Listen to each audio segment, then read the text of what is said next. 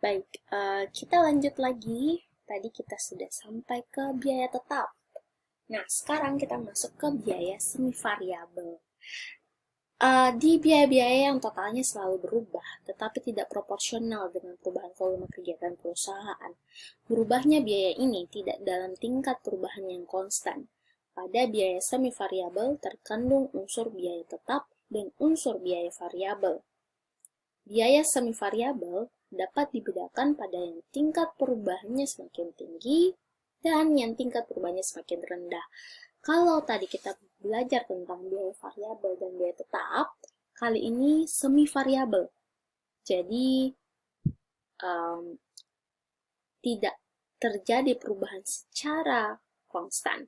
Maksudnya variabel ini semi variabel ini terkandung unsur biaya tetap dan unsur biaya variabelnya. Tapi di dalam biasanya ya di perkuliahan kalian itu soalnya jelas ada biaya tetap, ada biaya variabel.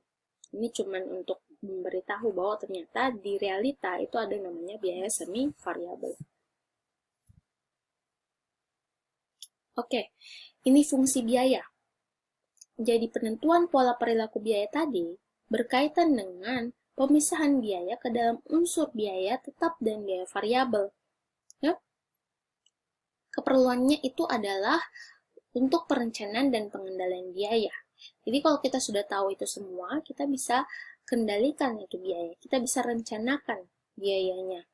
Nah, hubungan antara biaya total dengan volume kegiatan perusahaan bisa kita lihat dengan contoh di dalam kotak ini, yaitu fungsinya biaya total sama dengan biaya tetap total tambah biaya variabel total. Untuk penyederhanaan, dianggap pola tersebut berbentuk linear atau garis lurus. Maksudnya, ketika biaya tetap total ini meningkat, maka meningkatkan juga biaya total. Ketika biaya variabel total ini meningkat, begitupun biaya total. Nah, kejadian sebaliknya pun seperti itu. Kalau biaya tetap total dan biaya variabel total ini menurun, maka akan mempengaruhi menurunnya biaya total. Oke? Analisis impas. Oke, ini apa maksudnya? Ini sebenarnya adalah analisa hubungan antara biaya, volume, dan laba juga. Digunakan salah satu alat di manajemen untuk menyusun perencanaan laba. Jadi kalau misalnya kita lihat analisis impas ini, pertama kita bisa ketahui dari teknik aljabar, penghasilan total atau pendapatannya sama dengan biaya tetap total ditambah biaya variabel total. Nah, jadi kalau harga jual per unit itu biasa kita singkat dengan P, price, unit yang dijual atau diproduksi itu kita singkat dengan X, biaya tetap total A, biaya variabel total itu B. Sehingga kita bisa lihat aljabar impasnya X ya sama dengan A dibagi price kurang B. Kita lihat lagi, siapa tahu kalian lupa ini. B itu biaya variabel total, A biaya tetap total, P harga jual per unit, X ini unit yang dijual atau yang diproduksi. Nah, let's see here, X sama dengan A dibagi P kurang B, atau kita boleh memindahkannya dengan PX sama dengan A per 1 dikurang B per P. Kedua persamaan tersebut kita bisa ringkas menjadi dua persamaan di bawah ini, yaitu impasnya dalam bentuk rupiah ya, biaya tetap total dibagi dengan 1 dikurang biaya variabel per unit dibagi harga jual per unit. Impas dalam unit itu bisa diketahui dengan biaya tetap total dibagi harga jual per unit kurang biaya variabel per unit. Kita kasih contohnya, yaitu harga jual per unit dengan nilai itu 30.000, biaya variabel per unit 16.500, biaya tetap total per tahun 148.500. Maka impas dapat dihitung sebagai berikut.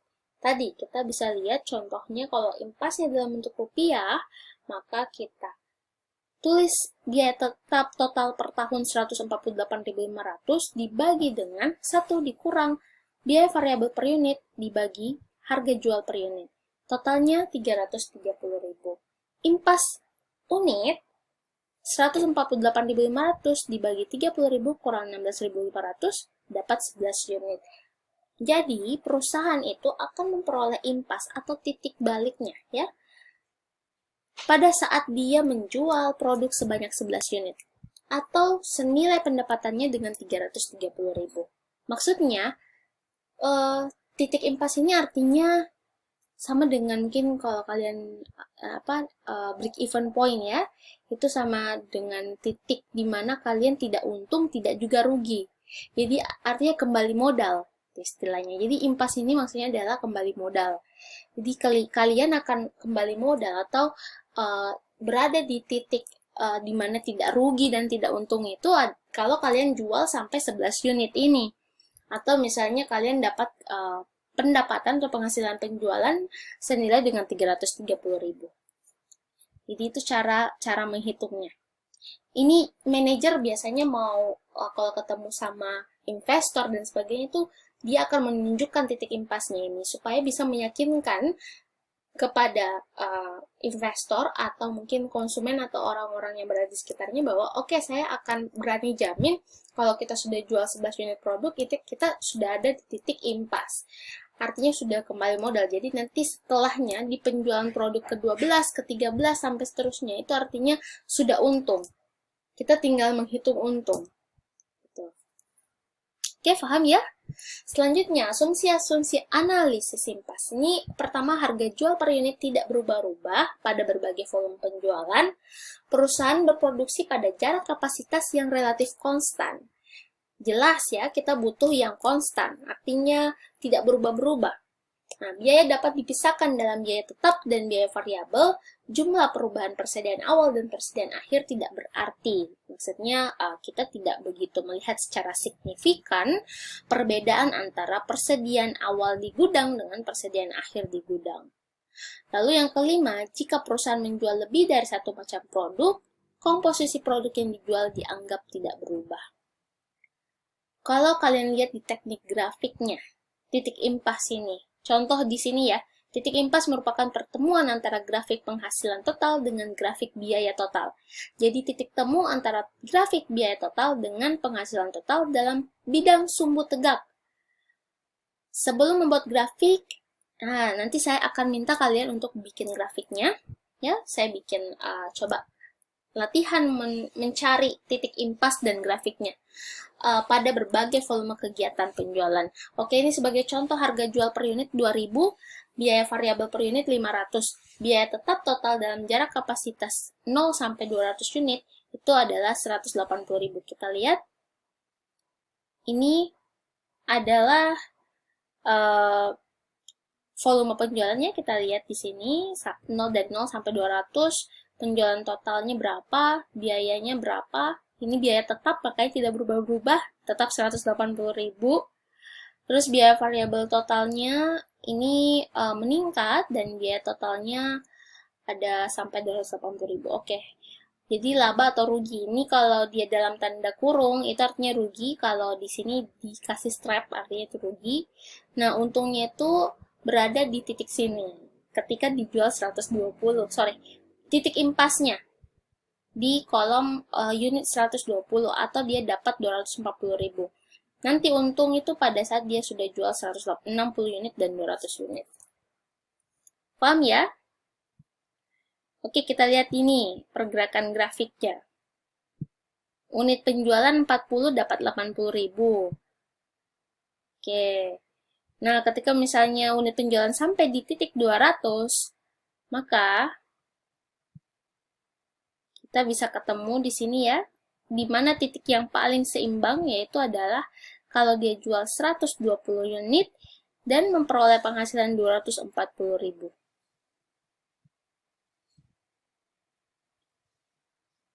Biayanya itu ada di kisaran 240.000 juga. Ya. Sehingga ini adalah titik impasnya. Ini daerah rugi, ini daerah laba.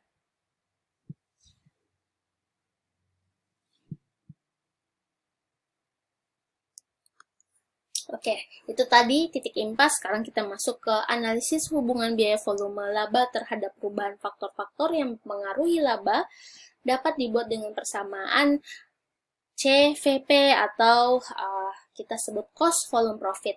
Jadi total penghasilan sama dengan total biaya tetap ditambah total biaya variabel ditambah dengan laba. C ini maksudnya adalah laba, ya. Jadi ini persamaan P itu price, X ini adalah total unit yang dijual, A ini total biaya tetap, B total biaya variabel, tentu dengan X biaya volume produksi. Ingat ya, X ini volume, kalau dia dekat dengan P maka volume penjualan, kalau dekat dengan huruf B maka volume produksi. Ditambah C, C itu artinya laba. Kalian bisa baca sendiri nih contoh soalnya. Saya rasa tidak terlalu sulit. Dan ini adalah latihan kalian. Jadi selamat mengerjakan, saya tunggu jawabannya, silakan diposting di grup. Assalamualaikum warahmatullahi wabarakatuh.